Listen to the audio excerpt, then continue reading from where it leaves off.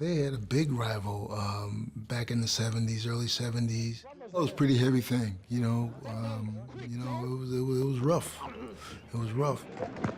I think that Ali is probably clowning, but there is no question in my mind that Joe Frazier is not clowning. They threw off their respective earpieces, microphones. Joe Frazier's watch came off. There was a wrestling bout on the floor, and we're really very sorry this happened. And there's no question about it. Joe Frazier is leaving the studio now, and he is deeply upset at Ali calling him ignorant. I'm sorry, Joe. Getting sick and tired of all this mess. Joe Frazier, the heavyweight champion of the world. Clumsy, ugly, flat-footed Joe Frazier. I'll show you what a real champion is. Said that he was an Uncle Tom, said he was ugly, said he was a gorilla, you know, and then Pop just said, well, I'm going to do what you say I do. You say I'm a gorilla, I'm gonna be a gorilla on you. As a man, Pop was oh man, he was like a little puppy dog, man. He was a calm, gentle, kind. He was the kind of person that everybody would want to be their best friend, you know. Mom didn't say too much. She was always calm, she was always collective, and she like, oh, don't worry about it, son, it'll be all right. It's not right, Mom, what they saying about Daddy, you know? It's not right what they're saying. They call him this, they call him that. Don't worry about it, honey. The good Lord will work it out.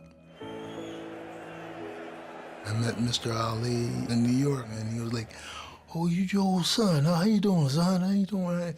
Looking all right there. But, you know, Pop on the other side, he was like, I'm coming to get you. The heavyweight champion of the world, Joe Frazier.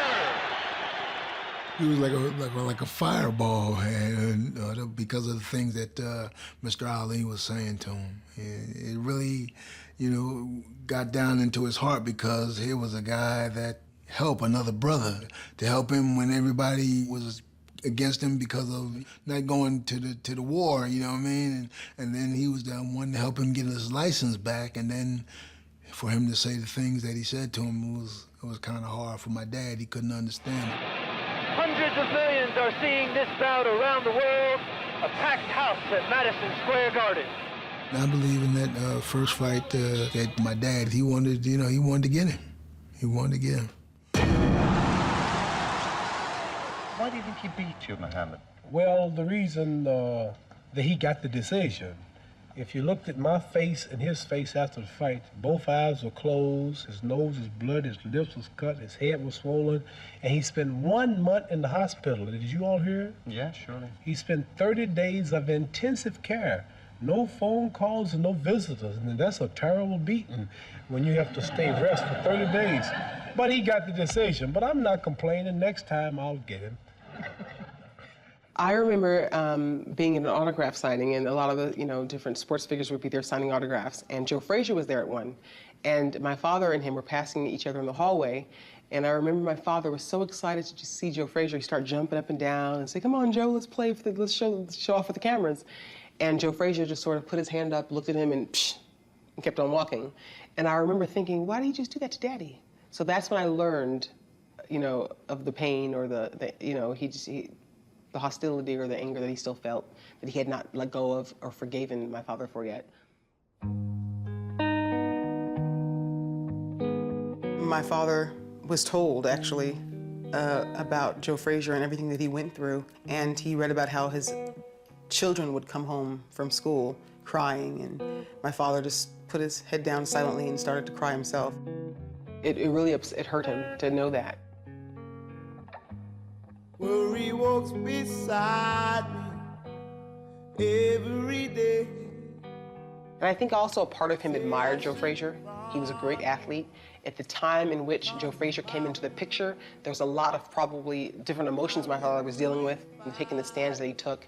And then Joe Frazier sort of, in his mind, became representative of what he would say, what was going on in the world and what was being done wrong to blacks at that time. So when he got that position, the new champion, and my father never actually lost the title in the ring, unfortunately for Joe Frazier, he just sort of became this fixture, that just represented all that. Oh, he definitely had respect for my father. We know that.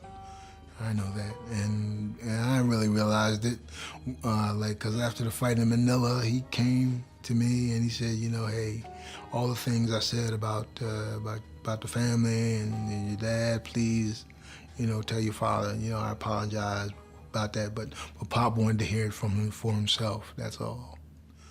In the end, before my father passed away, he and Ali came together in love and in unity and oneness of the spirit. And man, I was so happy to see that. They hugged, embraced, and it was something cool, you know, that I thought was fantastic.